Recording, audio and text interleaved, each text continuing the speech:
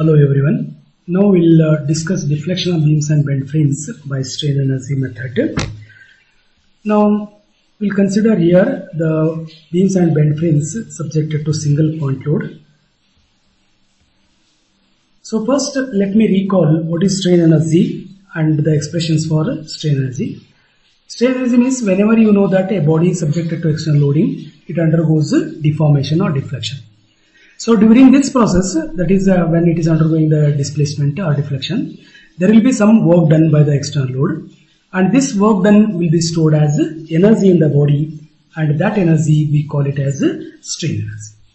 We know that strain energy is always equals to work done, and strain energy is represented by the letter U, and work done is half, that is load into displacement. Because here the load applied is gradual, therefore it varies from 0 to W, therefore average loading into displacement. Average loading is 0 plus W by 2 into displacement. Therefore now if you simplify by displacement, delta is equals to, we will get here 2U divided by W.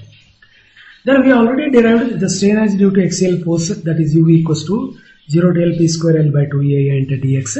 Similarly we have derived strain energy due to bending moment U equals to, that is m square divided by 2EI into dx. Similarly, strain energy due to shear force we have derived like 0 to L F square divided by 2AC into dx. But whenever we calculate now strain energy in case of beams, we calculate only strain energy due to bending moment. Because due to axial force and shear force are very small as compared to this bending moment, hence we are neglecting the strain energy due to axial force and shear force in case of beams. Now let us consider one beam.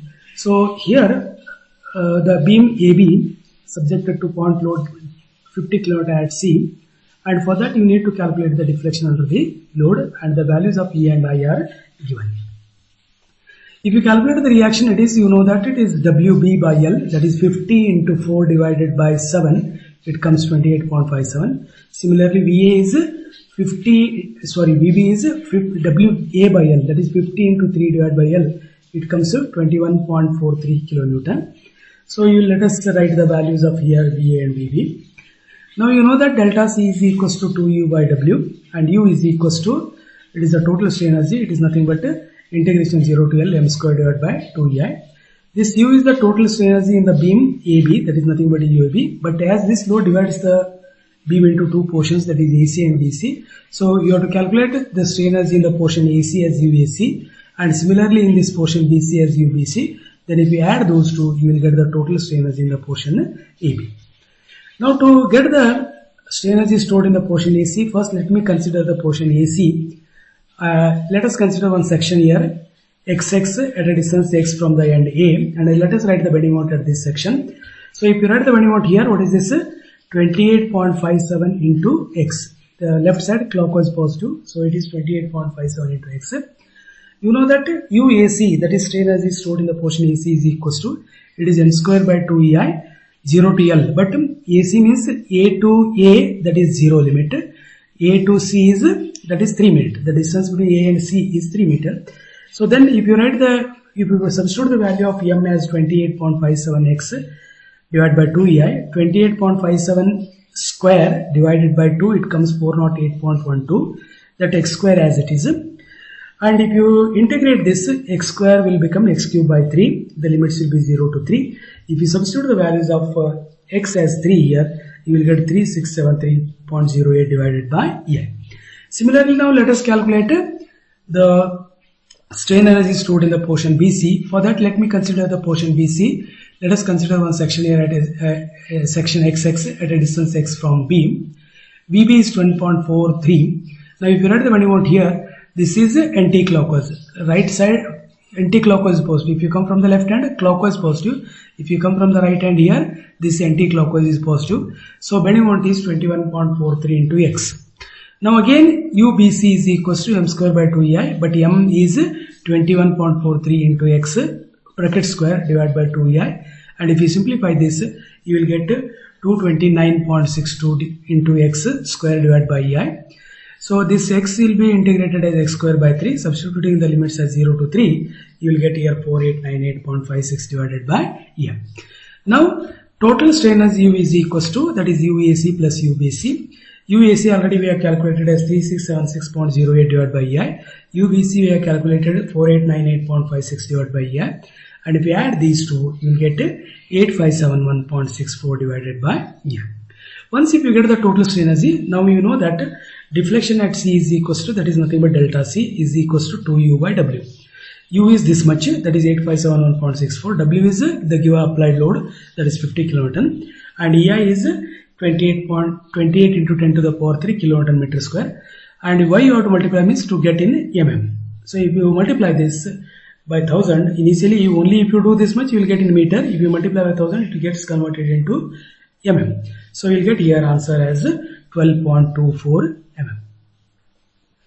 Now let us consider here one more problem. This is symmetrically loaded but non-prismatic beam. It is EI is different for different portions.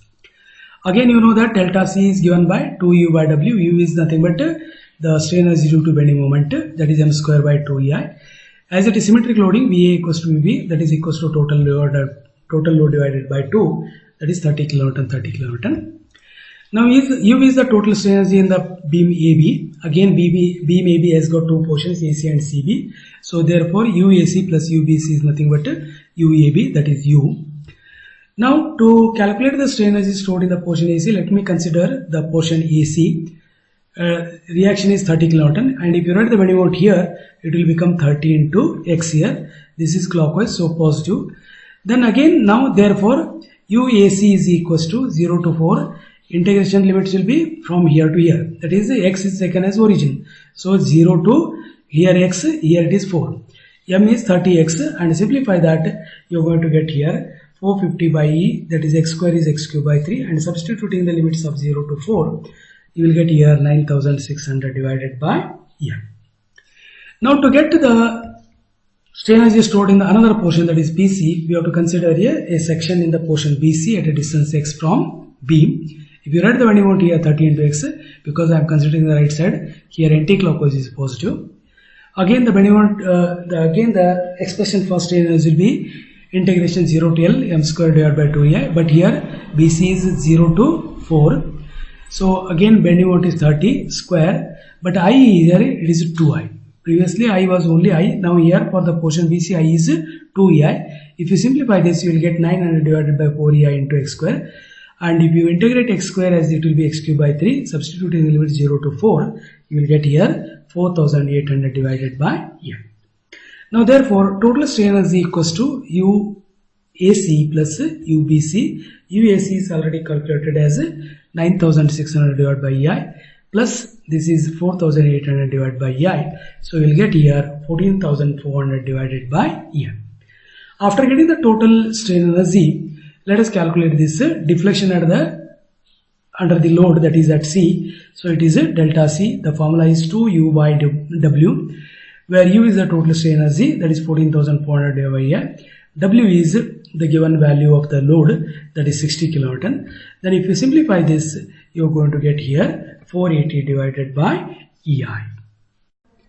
Now let us consider one more problem here. This is a cantilever bend, and the C is free end where the load is applied. Determine the deflection under the load by the strain energy method. Now you know that deflection is given by the strain energy method. It is 2U by W, where U is the total strain energy, which is given by the integration of m square divided by 2EI. Limits will be 0 to L.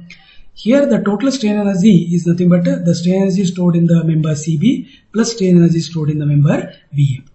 Now to get the total first strain energy stored in the problem portion CB.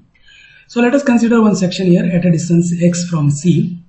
So this X will be varying from 0 to 2, because the value of X is 0 at C, the value of X will be 2 at B. Now if you write the bending moment here, it will be clockwise. From the right side, if you take clockwise, it is minus 50 into X. Then the strain energy stored in the member CB is equals to integration m square by 2EI into limits will be 0 to 2. If you put the value of m here minus 50 X bracket square, so we will get here 2500 divided by 2EI into X square into dx. So if you simplify this, it will become 1250 divided by EI. Integration of X square is X cube by 3. The limits will be 0 to 2.